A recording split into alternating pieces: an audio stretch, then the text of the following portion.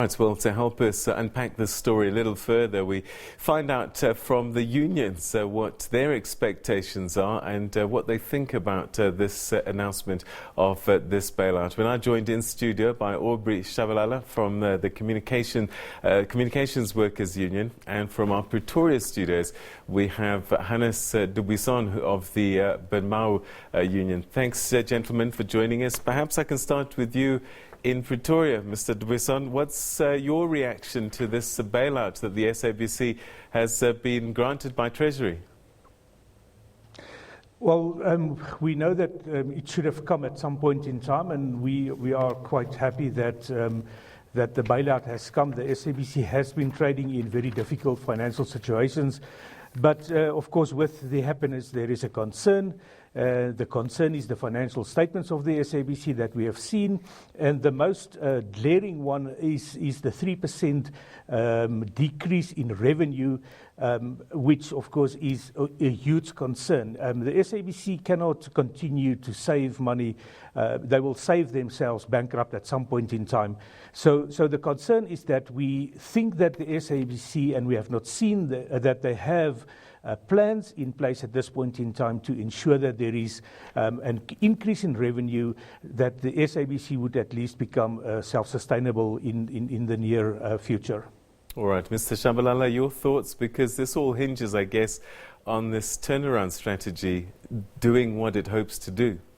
Well, thank you very much. I think we welcome the news. I think we should take this as a launching pad into embarking on a turnaround strategy that will be comprehensive.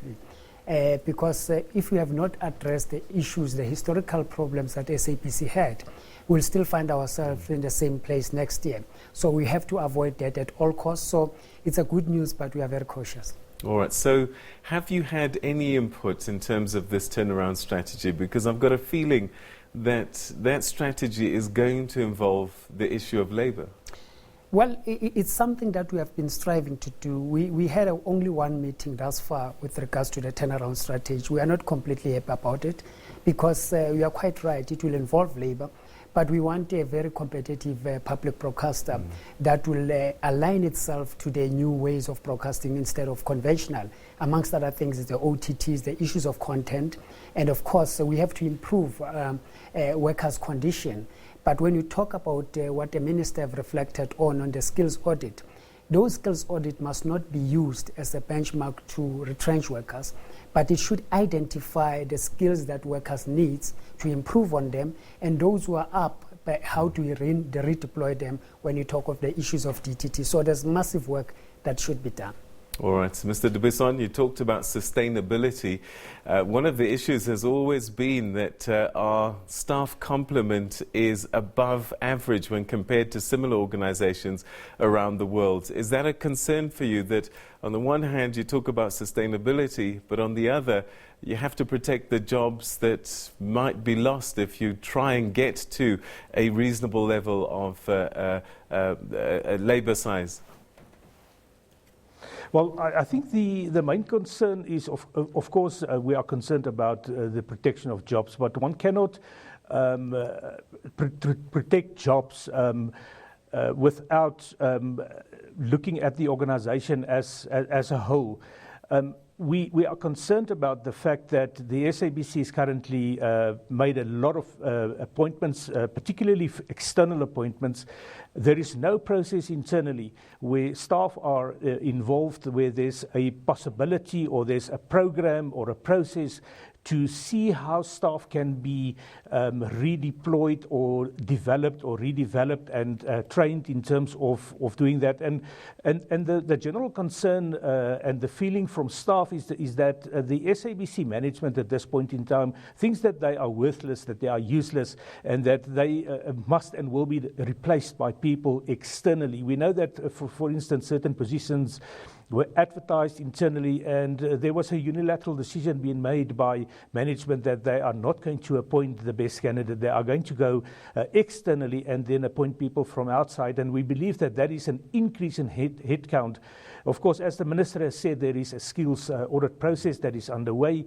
We understood her to say that the intention of that process is going to be that we are going to retrain people and prepare them for the fourth industrial revolution, but that is not what is currently happening, and we believe that there is a feeling of polarization between SABC staff and management. The turnaround plan, as Aubrey has said, we had one meeting in respect of that, and the biggest concern is not that we have not been involved as labour unions, but the fact that staff has not been involved in this process, and you need staff to buy into this process so that they can execute this particular plan, and that is a concern. It's a huge concern.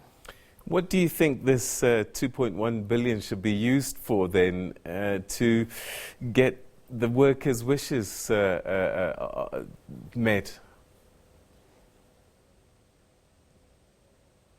Mr. Buisson? Yeah, I'm sorry, I missed some part of your question, but if I follow what you have said, we believe that the first priority is, of course, that we make the workplace safe. We had a fire in Nelspruit last week, so there's a huge concern in respect of the safety of employees at the SABC, and not only employees, but also people visiting the SABC, guests that's been invited to the SABC, people that does productions at the SABC. So the public in general must be safe at the SABC, and that is a concern. Then, of course, the SABC must buy content. They must purchase new content, acquire new content, because when one look at the announcements that has been made, for instance, about the increase in salary, not salaries, TV license fees, the outcry from the public is that we are not going to pay our TV licenses because of the quality of programs that we're seeing. So there must be really very good planning around the fact that what the SABC is going to do. What we believe those are the main concerns: the fact that they must pay their debtors, those ones that help the SABC in this process, the safety, and then of course the content that the SABC must spend. Mr. Tshabalala, do you share the same sentiments about the feeling of staff, and also if you could comment on what you think the 2.1 billion should be spent on initially?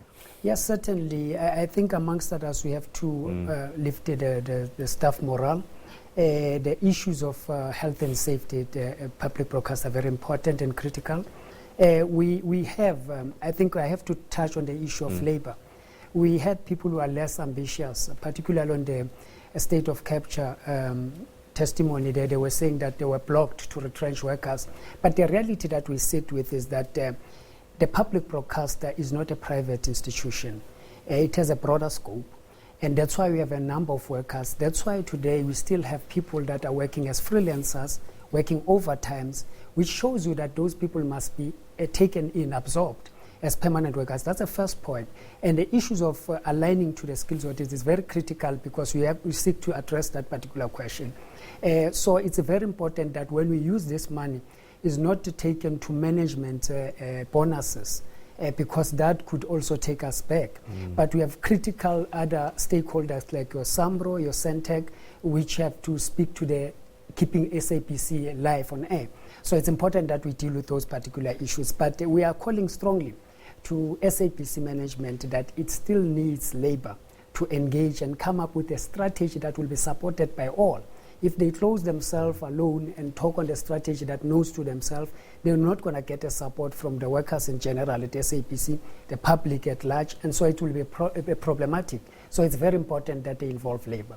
All right, and perhaps your final thoughts as we enter this new phase, and it's kind of a critical phase for the SABC and the way it's going to survive going forward.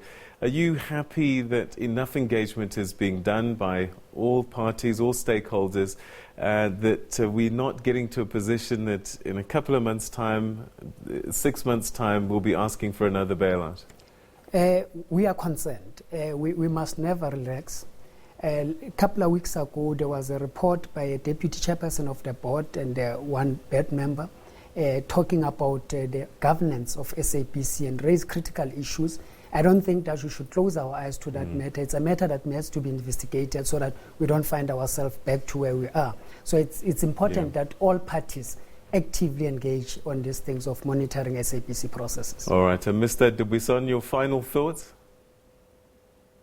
Well, we are also, we share that concern about governance. We have complained about governance issues, and we have in fact filed 2 disputes at this point in time in terms of governance issues at the SABC.